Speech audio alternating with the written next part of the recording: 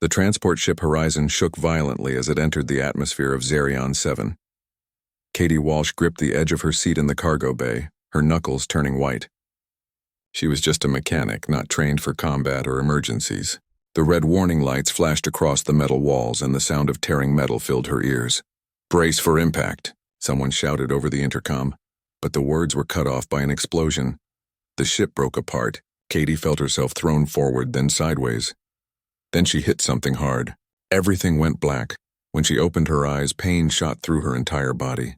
She was lying in twisted metal and debris. Smoke filled the air, making it hard to breathe. Katie coughed and tried to move. Her left arm screamed in protest, but nothing felt broken. She pushed herself up slowly, looking around at the wreckage. The cargo bay had been ripped open. Half of it was just gone, torn away during the crash. Through the gap, she could see an alien landscape. Red trees stretched toward a purple sky. The ground was covered in strange rocks that looked sharp and dangerous.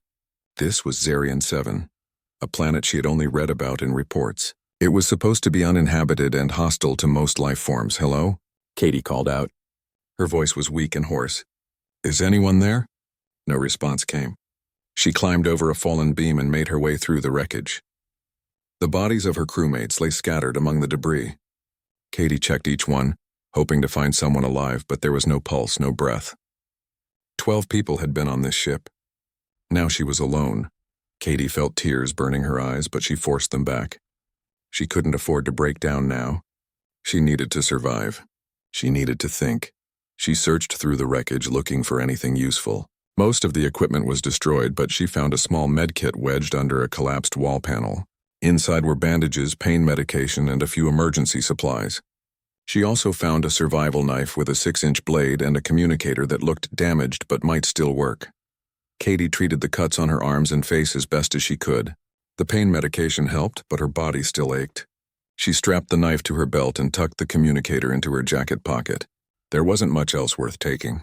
The food supplies had been in another section of the ship, probably scattered across miles of wilderness now. The sun was setting. The purple sky was turning darker, almost black. Katie realized she needed shelter. The wreckage might provide some protection, but something told her to put distance between herself and the crash site. Smoke was still rising from the debris, and if there were any predators on this planet, they would investigate. She started walking toward a cluster of red trees about 200 yards away. The ground was uneven and covered in small rocks that crunched under her boots.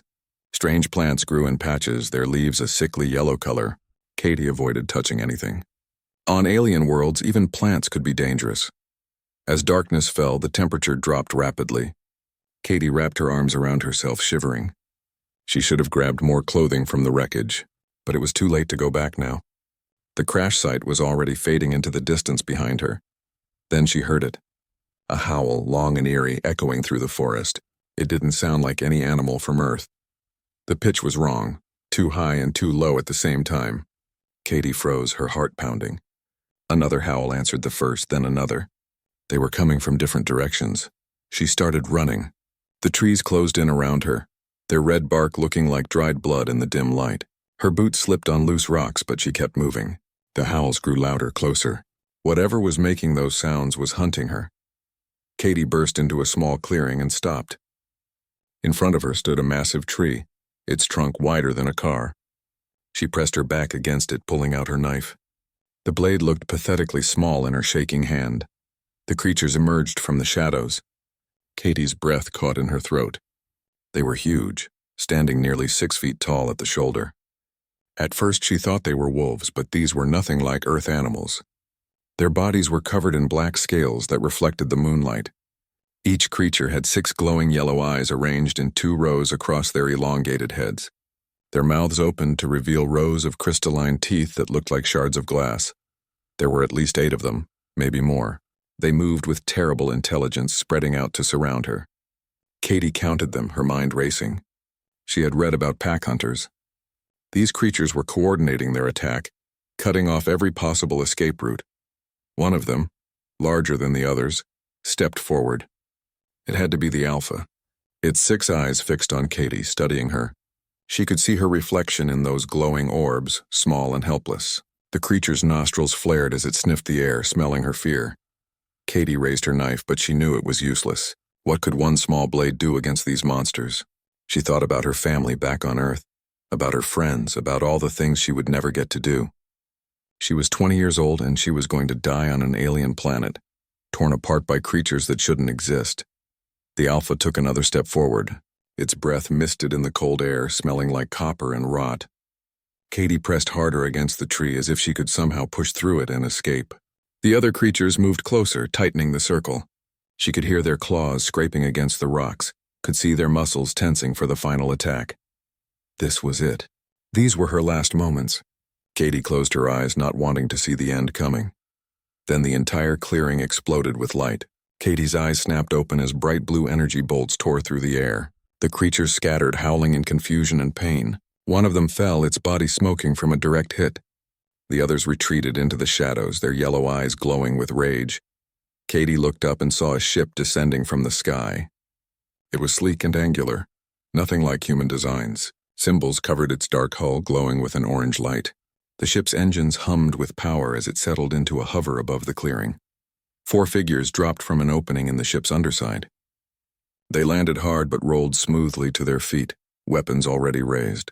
Katie stared at them in shock. They were aliens, but not like the creatures that had been hunting her. These beings stood upright on 2 legs, nearly 7 feet tall. They wore armor that seemed to be made from some kind of metal that shifted colors in the light. Their heads were reptilian, with scales like burnished copper and eyes that glowed like molten gold. One of them turned to look at Katie.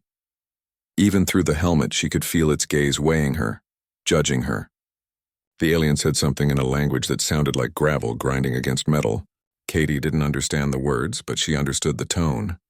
It wasn't friendly. She had escaped the creatures in the forest only to fall into the hands of something potentially worse. Katie tightened her grip on her knife, knowing it wouldn't help but unable to let it go. The alien approached her, its weapon still raised and pointing in her direction. Katie's rescue had arrived, but she wasn't sure if she had just been saved or captured. The alien leader stepped closer to Katie, its weapon lowered but still ready. The creature stood almost 7 feet tall, its copper-colored scales catching the light from the hovering ship above. When it spoke again, the words were harsh and guttural. But this time Katie caught a few sounds that seemed almost like English. "Human," the alien said slowly, as if tasting the word. "What doing here?" Katie's hands trembled as she lowered her knife. There was no point in fighting. Even if she could somehow take down this one alien, there were 3 more standing behind it, all armed with weapons that could turn her to ash in seconds. "My ship crashed," she said, speaking slowly and clearly. "I'm the only survivor. I didn't mean to come here." The alien's golden eyes narrowed. It turned its head slightly, and Katie saw that it had small ridges running down the back of its neck. The creature spoke to its companions in their own language, a series of clicks and growls that made no sense to her. The other 3 aliens spread out, scanning the area with their weapons. The leader turned back to Katie. "I am Commander Vex," it said. "This is Krath territory. Humans not come here." "You lie." "I'm not lying," Katie insisted. "My ship was carrying cargo to the mining colony on Theta 9. Something went wrong with the navigation system. We got pulled off course and crashed here. I swear I'm telling the truth." Vex studied her for a long moment. Then it reached out with one clawed hand and grabbed Katie's jacket, pulling her forward roughly. She stumbled, nearly falling, but Vex held her upright. The alien was incredibly strong. "Humans valuable," Vex said. "Fetch good price at market. You come with us." Katie's blood ran cold. She had heard stories about alien slavers, about humans being taken and sold to the highest bidder. The Krath Empire had a reputation throughout the colonies. They were mercenaries and traders who dealt in weapons, technology, and living beings. A young human female would be worth a fortune to them. "Please," Katie said, hating how desperate she sounded. "Just let me go. Help me fix my communicator and I can call for rescue. He'll never see me again." Vex made a sound that might have been laughter. "No rescue come here. This planet far from human space. You belong to Krath now." One of the other aliens approached and pulled out a length of cord made from some kind of metallic fiber. It grabbed Katie's wrists and bound them together in front of her. The cord was thin but incredibly strong.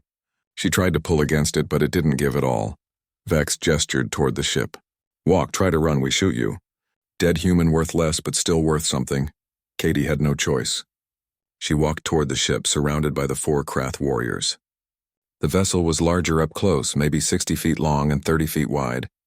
Its surface was smooth and seamless with no visible rivets or welds. The technology was far beyond anything humans had developed. As they approached the ship's entrance, a sound made everyone freeze. The howling had returned, but this time it was much closer. Katie turned and saw shapes moving in the darkness between the trees. The scaled creatures were back, and they had brought reinforcements. Vex shouted orders in the Krath language. The 4 warriors formed a defensive line, their weapons raised. Katie counted at least 15 of the creatures circling the clearing. Their 6 yellow eyes glowed in the darkness like stars. The alpha from before stood at the front of the pack, its crystalline teeth bared. "What are they?" Katie asked. "Shadow Maws," Vex said. "Apex hunters. Very dangerous. Krath lose many warriors to these beasts." The Shadow Maws attacked. They moved with incredible speed, darting between the trees and rocks. The Krath opened fire, their plasma weapons creating bright flashes of blue light. The first few creatures fell, their bodies smoking and twitching, but the others kept coming. One Shadow Maw leaped at a Krath warrior on the left side of the formation. The warrior fired, hitting the creature in the shoulder, but its momentum carried it forward. Jaws clamped down on the warrior's arm, and Katie heard the crunch of breaking armor. The warrior screamed and fell. Another Shadow Maw circled behind the group, trying to flank them. Vex spun and fired, catching the creature in the head. It dropped instantly. But more were coming from the forest, attracted by the sounds of battle and the smell of blood. The Krath warriors fought well, their training evident in every movement. They covered each other's positions, called out warnings, and made every shot count. But the Shadow Maws were relentless. They seemed to have no fear of death, throwing themselves at the warriors again and again. A second warrior fell, dragged down by 2 Shadow Maws working together. The creature's screams cut off abruptly. Now there were only Vex and 1 other warrior left standing. Katie pressed herself against a rock, trying to stay out of the way. Her bound hands made her feel even more helpless than before. Vex's eyes darted between the approaching Shadow Maws and his ship. Katie could see him calculating the distance. They couldn't make it. There were too many creatures between them and safety. Even if they ran, the Shadow Maws would catch them before they reached the entrance. The Alpha Shadow Maw moved forward, its body low to the ground. It was preparing for a final attack. The other creatures formed a semicircle, blocking any escape. Katie saw Vex's hand tighten on his weapon. The commander knew this was the end. Then Vex did something that shocked Katie. He reached down and cut the cord, binding her wrists with a small blade from his belt. He pulled the plasma pistol from his hip and shoved it into her hands. "You fight or you die," Vex growled. "Choose now." Katie stared at the weapon. It was heavier than she expected, its surface warm to the touch. She had never fired a gun before, let alone an alien energy weapon. Her hands shook as she tried to find the trigger. "How do I—" "Point and squeeze," Vex snapped. "Even human can do this." The Shadow Maws charged. Vex and his remaining warrior opened fire, their shots carefully aimed. 2 creatures fell, then a third. But there were still too many. The Alpha leaped at Vex, and the commander rolled to the side, narrowly avoiding its snapping jaws. A Shadow Maw broke through the line and ran straight at Katie. Its 6 eyes locked onto her, seeing easy prey. Katie raised the plasma pistol with both hands, her finger finding the trigger. The creature was 10 feet away, then 5. She squeezed. The weapon kicked in her hands much harder than she expected. The shot went wide, missing the Shadow Maw completely. But the plasma bolt struck a tree trunk 15 feet behind the creature. The tree exploded in a shower of splinters and flames. Fire spread across its red bark, crackling and hissing. The Shadow Maw skidded to a stop so fast it nearly fell over. Its 6 eyes went wide, fixed on the burning tree. It let out a high-pitched whine and scrambled backward. The other creatures stopped their attack, all of them staring at the flames. Then as one, the entire pack turned and ran. They disappeared into the forest, their howls fading into the distance. Within seconds, the clearing was empty except for Katie, Vex, and the surviving warrior. Vex stood frozen, staring at the burning tree. His golden eyes moved from the flames to Katie, then back to the flames. He said something in the Krath language, his voice filled with disbelief. Katie lowered the plasma pistol, her heart still racing. What just happened? Vex approached the burning tree slowly, as if afraid it might attack him. He reached out one clawed hand, holding it near the flames but not touching them. The fire reflected in his eyes, dancing and flickering. "Fire," he said quietly. "They fear fire." "Of course they do," Katie said, confused. Most predators are afraid of fire. It's instinct. Vex turned to her sharply. Krath fight Shadowmaws for many years. Lose countless warriors. Try every weapon, every tactic. Nothing work. But this simple fire makes them run like scared younglings. Katie looked at the burning tree, then at the plasma pistol in her hands. Understanding dawned on her slowly. The Krath were an advanced species with incredible technology, but sometimes the simplest solutions were the ones that worked best. Humans had been using fire as a weapon and a tool for thousands of years. It was so basic, so primitive that the Krath had never even considered it. Vex spoke rapidly into a device on his wrist. Katie couldn't understand the words, but she heard the urgency in his voice. He was calling his ship, requesting something. A minute later, equipment began descending from the vessel on a small platform. The commander turned to Katie, his expression unreadable. "Human," he said. "I make deal with you." Katie stood in the clearing, still holding the plasma pistol. The burning tree cast dancing shadows across the ground. Vex watched her with those golden eyes, waiting for her response. She didn't trust him, but she also knew she had no real choice. Without help, she would die on this planet. What kind of deal? She asked carefully. Vex gestured at the burning tree. "You teach Krath about fire, how to use as weapon against Shadowmaws. In return, I help fix your communicator. Let you call for rescue. No slavery, no market. You go free." Katie considered this. It seemed too good to be true, but Vex appeared sincere. The Shadowmaws had clearly been a problem for the Krath for a long time. If she could help them solve that problem, maybe they would keep their word. "How do I know you'll keep your promise?" she asked. "Krath value honor above profit," Vex said. "I give you my word as commander. You help us, we help you. Fair trade," Katie nodded slowly. "All right, I'll help you." Over the next hour, Vex's ship landed fully in the clearing. More Krath warriors emerged along with equipment and supplies. They set up a temporary camp while Vex explained the situation to his team. Katie could see the doubt on their faces. Fire seemed too simple, too primitive to be an effective weapon. But Vex ordered them to listen. Katie was brought to a work area where various tools and materials had been laid out. She examined what they had available.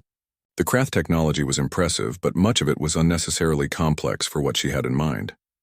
"First, we need to understand why fire works," Katie explained. Vex had assigned a translator device to her, a small piece that attached to her collar and converted her words into Krath language. "The Shadowmaws have never encountered fire before, right?"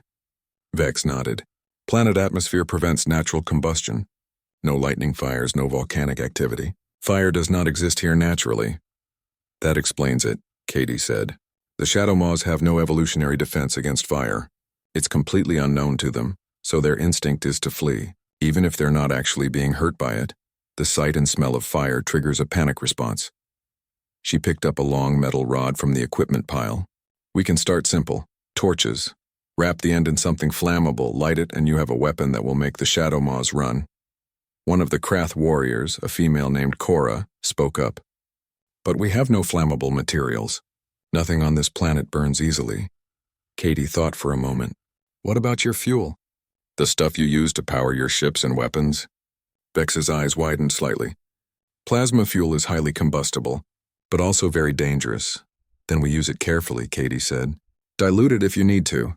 The point isn't to create an explosion. We just need sustained flame." They spent the next several hours experimenting. Katie showed them how to create simple torches using metal rods wrapped in fabric, soaked in diluted plasma fuel. When lit, they burned with a bright blue flame that lasted for nearly 30 minutes. The Krath warriors practiced carrying them, learning to use them as both light sources and weapons. Next, Katie turned her attention to their ranged weapons. The plasma rifles the Krath used were powerful, but they fired in short bursts. Katie suggested modifying them to create a sustained stream of flame instead. "Your rifles already superheat plasma," she explained to Cora, who seemed to be the team's weapons specialist. "Can you adjust the dispersal rate? Make it spread out in a cone instead of a focused bolt?" Cora examined her rifle thoughtfully. "Possible. Would require recalibrating the magnetic containment field. Reduce pressure, widen aperture." "Exactly," Katie said. "Turn your rifles into flamethrowers." The word didn't translate properly, but Cora understood the concept. She took apart her weapon and began making adjustments. 2 hours later, she had a working prototype. When she fired it, a cone of blue flame shot out 15 feet. washing over a test target and reducing it to slag. Vex watched the demonstration with obvious satisfaction. This will change everything. Shadow Maws will not approach warriors carrying flame weapons. As the Krath team worked on modifying more weapons, Katie sat down with Vex. He had kept his promise about the communicator. His technicians had repaired it and it was now charging. In a few hours, she would be able to send a distress signal. Why do the Krath hunt on this planet? Katie asked. If the Shadow Maws are so dangerous, why keep coming here? Vex was quiet for a moment. Zarion 7 has valuable minerals beneath surface. Very rare, very expensive. Krath mining operations here provide wealth for Empire. But Shadow Maws kill many workers, many warriors. Cost is high. And now you can protect them, Katie said. Yes, thanks to human cleverness. Vex tilted his head, studying her. Why do humans think differently than other species? Katie laughed. I don't know if we think differently. We just grew up on a planet that was trying to kill us constantly. Earth has predators, diseases, natural disasters. Humans survived by being adaptable. We learned to use tools to solve problems with whatever we had available. Fire was one of the first tools we mastered. Krath have advanced technology, Vex said. We rely on it. Perhaps too much. Technology is great, Katie agreed. But sometimes the old ways work better. Or at least simpler. Over the next 2 days, Katie continued working with the Krath team. They developed fire arrows that could be launched from their long-range weapons. They created incendiary grenades using concentrated plasma fuel. They even designed portable flame barriers that could be set up around mining camps. Katie found herself enjoying the work. The Krath were quick learners, and once they got over their initial skepticism, they embraced the fire weapons enthusiastically. Cora became particularly skilled, developing new modifications that Katie hadn't even thought of. On the 3rd day, Vex received a transmission from the Krath command ship in orbit.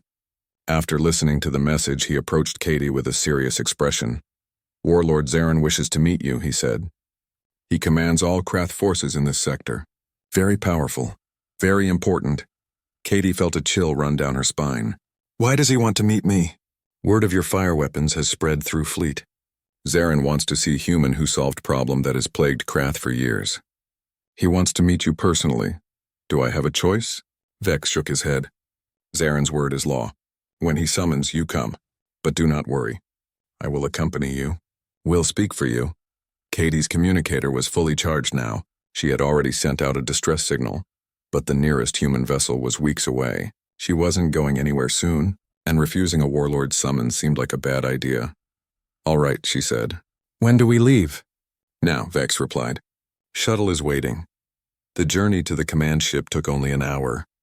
Katie had never been on an alien vessel before, and she found herself fascinated by the Krath design. Everything was built for creatures larger than humans, so she felt small and out of place. But Vex stayed close, guiding her through the corridors. The command ship was massive, easily 10 times the size of any human vessel Katie had seen. Thousands of Krath lived and worked here, maintaining weapons, ships, and equipment. They stared at Katie as she passed, their golden eyes curious and intense. Warlord Zarin's chamber was at the heart of the ship. The doors were 30 feet tall and covered in carved symbols. 2 guards stood on either side, both heavily armed. They let Vex and Katie pass without question. Inside, the chamber was vast and dimly lit. Zarin sat on a raised platform at the far end. He was ancient. His copper scales faded to a dull bronze and covered in scars. But his eyes were sharp, missing nothing. He radiated power and authority. Katie approached with Vex, trying to keep her hands from shaking. Vex knelt, and she quickly followed his example. Warlord Zarin, Vex said in English, for Katie's benefit. I present Katie Walsh, the human who discovered fire weakness of Shadow Maws. Zarin stood and walked down from his platform. He moved slowly but with purpose. When he reached Katie, he studied her for a long moment, his gaze moving from her head to her feet and back again. Small creature, Zarin said, his English heavily accented but clear. But clever. Commander Vex says you changed how Krath fight. Is this true? I just showed them how to use fire, Katie said, trying to keep her voice steady. It's not complicated. Simple solutions often best solutions, Zarin agreed. Krath build great weapons, great ships. But forget basics. You remind us that power comes in many forms. He turned and walked back to his platform. Katie Walsh, I have a proposal for you. Katie stood before Warlord Zarin, her heart pounding. The ancient Krath leader settled back onto his platform, his scarred scales catching the dim light. She could feel the weight of his gaze, studying her like she was a puzzle to be solved. "What kind of proposal?" Katie asked, trying to sound braver than she felt. Zarin gestured with one clawed hand. A holographic display appeared in the air between them, showing a star map. Katie recognized some of the systems from her navigation training, but many were unfamiliar. Red markers dotted the map, spreading like a disease across one entire sector. "Krath Empire is at war," Zarin said. "Enemy is Vryn Collective. Insect species, very aggressive, very organized. They push into our territory for 20 years. Take our worlds, destroy our colonies." The hologram shifted, showing images of the Vryn. Katie felt her stomach turn. They looked like giant ants, each one about 5 feet tall, with hard exoskeletons that gleamed like polished metal. Their mandibles were serrated and cruel-looking. The images showed thousands of them moving in perfect coordination, overwhelming Krath defensive positions. "We fight with honor," Zarin continued. "Use best weapons, best tactics. But Vryn have numbers. For every one we destroy, 10 more take its place. They are winning this war." Katie could see where this was going, but she stayed quiet, letting Zarin finish.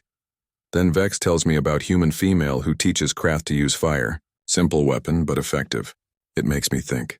I order research into Vryn biology." The hologram changed again, showing detailed scans of Vryn anatomy. Vryn exoskeleton is made of chitin compound. Very strong, but also very flammable. Their hive structures built from resin they secrete. This resin burns easily, very hot. Zarin's golden eyes fixed on Katie.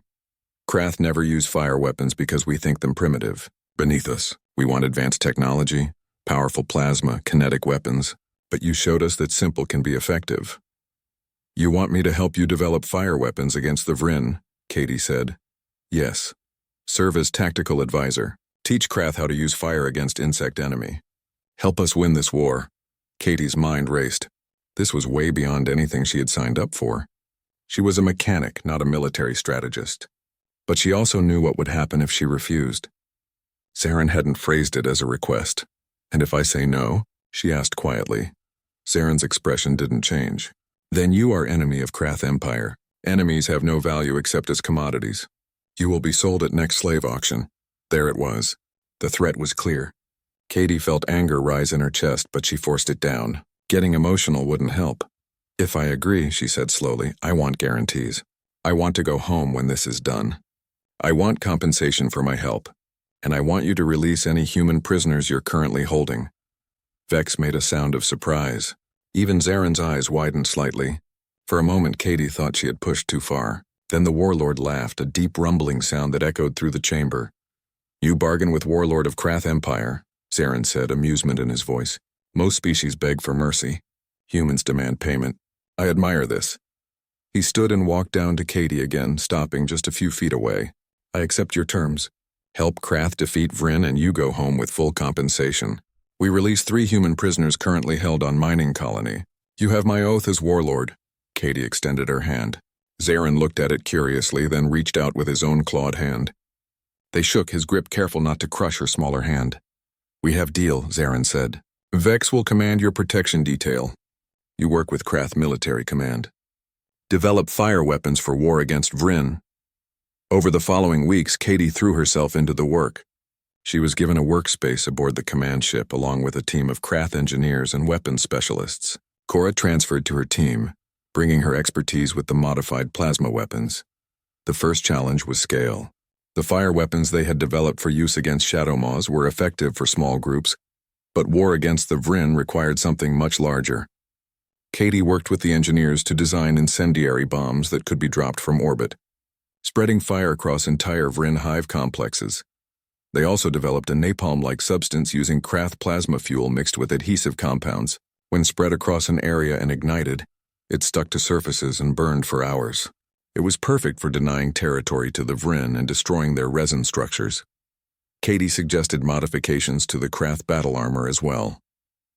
Built-in flamethrowers on the wrists, fire-resistant coating, and emergency incendiary charges that could be triggered if a warrior was overwhelmed. The Krath engineers embraced the ideas, improving on them with their advanced technology. The first test came 3 weeks after Katie joined the war effort. A Vryn hive world called HFY had fallen to the collective 5 years earlier. Zarin ordered an assault using the new fire weapons. Katie watched from the command ship as Krath dropships descended onto the planet's surface. The battle was broadcast to the command center. Katie saw Krath warriors advancing on Vryn positions, their wrist-mounted flamethrowers creating walls of blue fire. The Vryn scattered in panic, their coordination breaking down. The resin hive structures ignited like dry wood, flames spreading rapidly through the complex tunnel systems. Within 6 hours, HFY was back under Krath control. Casualties were minimal compared to previous assaults. Zarin stood beside Katie watching the victory unfold. "You have given Krath the weapon we needed," he said. "Firebringer. That is what warriors call you now." Katie felt uncomfortable with the title, but she didn't argue. Over the next 2 months, the Krath retook 4 more Vryn worlds. The collective's advance had stalled completely. Their forces were in retreat, unable to counter the fire weapons. But success brought its own complications. Katie began hearing rumors among the Krath crew. They talked about Earth, about humans, about potential invasions. She confronted Vex about it one evening in the command ship's observation deck. "Is it true?" she asked. "Is the Krath Empire planning to invade Earth?" Vex was silent for a long moment, looking out at the stars. Finally, he nodded. "Yes, plan was made long ago. Krath see humans as weak, divided, good candidates for slavery or elimination." Katie felt cold despite the warm air. "You're going to attack my home?" "Was going to," Vex corrected. Past tense. "Things have changed." "What do you mean?" Vex turned to face her. "I have sent report to High Council. My report says that humans are not what we believed. You proved this. How? You took impossible problem and found simple solution. You adapted Krath technology in ways we never imagined. You bargained with Warlord and earned his respect. You changed course of entire war." Vex's golden eyes were serious. "Humans are not weak. Humans are dangerous.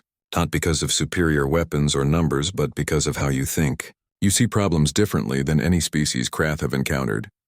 Katie didn't know what to say. Vex continued.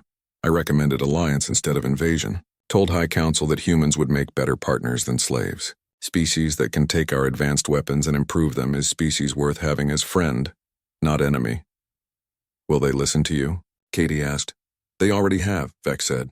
"High Council approved my recommendation. When you return to Earth, I will accompany you. Official Krath diplomatic envoy. First contact between our peoples." Katie stared at him in shock. "First contact? But Earth doesn't know about any of this. They don't know about the Krath, about the war, about any of it." "They will soon," Vex said, "and it will be because of you." The final battle against the Vryn Collective took place above their homeworld of Vryn Prime. Katie stood in the command center aboard Zarin's flagship, watching as hundreds of Krath ships assembled in formation. The planet below was covered in massive hive structures that stretched for miles, all connected by bridges of hardened resin. "Today we end this war," Zarin announced to the assembled commanders. "The Vryn will surrender or face extinction." Katie had spent the last month preparing for this moment. The Krath fleet was equipped with every fire weapon she had helped design. Incendiary orbital strikes, napalm bombs, and waves of fighters armed with flamethrowers. The Vryn had no defense against fire, and they knew it. The battle was brutal but swift. Krath ships rained fire down on the hive structures below. The resin buildings ignited instantly, spreading flames across the planet's surface. Vryn ships tried to mount a defense, but their vessels were just as flammable as their buildings. Within 3 hours, the Vryn High Queen transmitted a surrender signal. The war was over.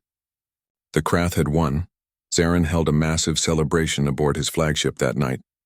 Warriors from across the fleet gathered to honor the victory. Katie was given a place of honor beside the warlord himself. During the ceremony, Zarin presented her with a traditional Krath blade, its edge gleaming and sharp. "This blade carried by my father, and his father before him," Zarin said, his voice carrying across the crowded hall. "I give it to Katie Walsh, Firebringer, who taught Krath that wisdom comes in many forms. She is honorary warrior of Krath Empire now and forever." The assembled warriors raised their weapons and roared their approval. Katie accepted the blade, feeling its weight in her hands. It was beautiful and deadly, a symbol of respect from a culture that valued strength above all else. Later that night, as the celebration continued, Katie slipped away to find some quiet. She made her way to the observation deck, looking out at the stars. Earth was out there somewhere, weeks of travel away. She had been gone for nearly 6 months now. Her family probably thought she was dead. Vex found her there as she somehow knew he would. The Krath commander stood beside her in silence for a moment, both of them looking at the endless darkness. "You are troubled," Vex said finally. "I saved your empire," Katie said quietly. "I helped you win a war, but I also helped you kill thousands of Vryn, maybe millions. They were living beings too, even if they were our enemies." "War is never simple," Vex replied. "Vryn would have killed many more Krath if allowed to continue. You gave us tool to end conflict quickly, with less death on both sides. This is good thing, is it?" Katie asked. "Or did I just teach you better ways to kill?" Vex was quiet for a long moment. "Perhaps both. Fire is tool and weapon, can be used to warm home or burn enemy. Choice of how to use it belongs to wielder, not to tool itself."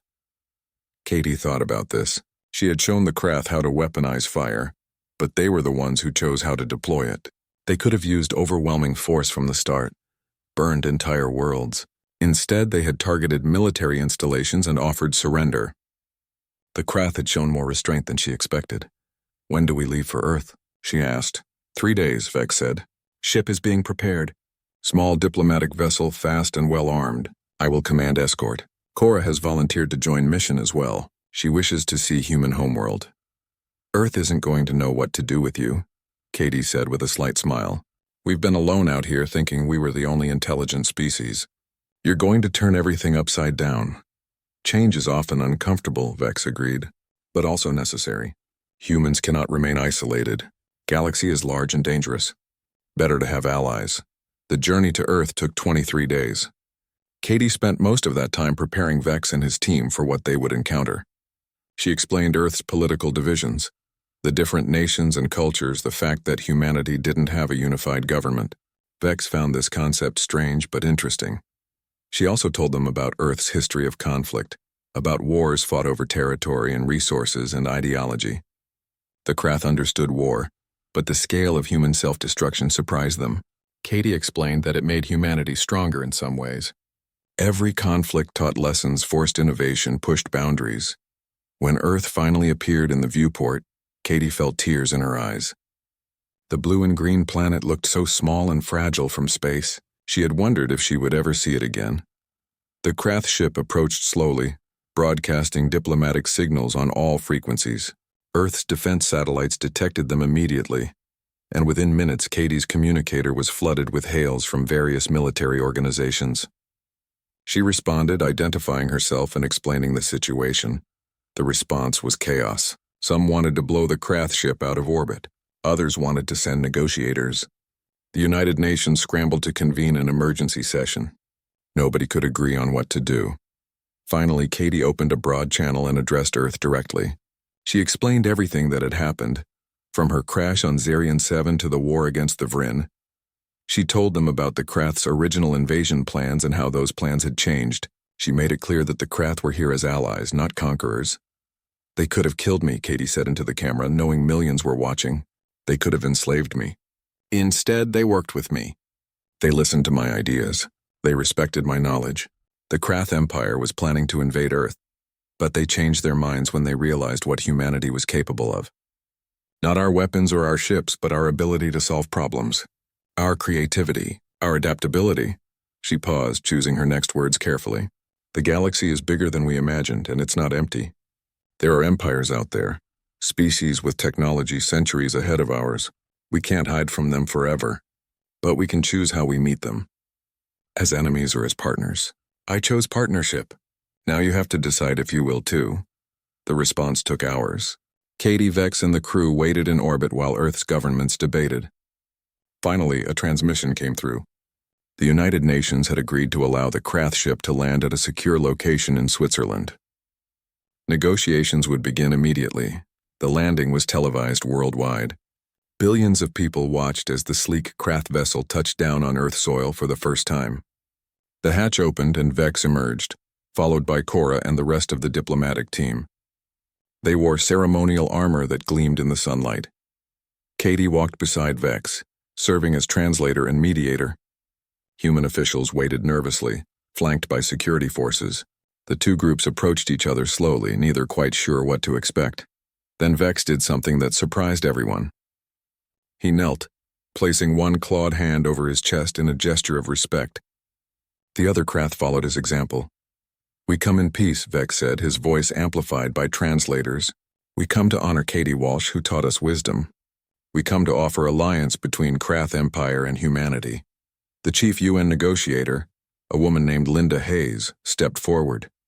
She looked at Katie, who nodded encouragingly. Linda extended her hand and Vex took it carefully. "Welcome to Earth," Linda said. "Let's talk." Over the following months, Katie became Earth's first interstellar ambassador. She worked with both human governments and the Krath delegation to establish formal diplomatic relations. Trade agreements were negotiated. Technology exchanges were arranged. The Krath offered advanced manufacturing techniques in return for human innovation and problem-solving skills. Katie also made sure the 3 human prisoners from the mining colony were returned safely. They had been working in harsh conditions and it took weeks of medical treatment to restore their health. But they were alive and they were home. The Krath presence on Earth transformed everything. Human scientists studied their technology, while Krath scholars examined human history and culture. What emerged was a partnership that benefited both species. The Krath gained access to human creativity and adaptability, while humans gained protection and knowledge about the wider galaxy. Katie moved between both worlds, comfortable in neither, but respected in both. She gave lectures at universities about her experiences. She advised military leaders on alien psychology. She helped design Earth's first true interstellar vessels, combining human innovation with Krath engineering. 1 year after her return, Katie stood in the same UN assembly hall where Vex had first addressed Earth's leaders.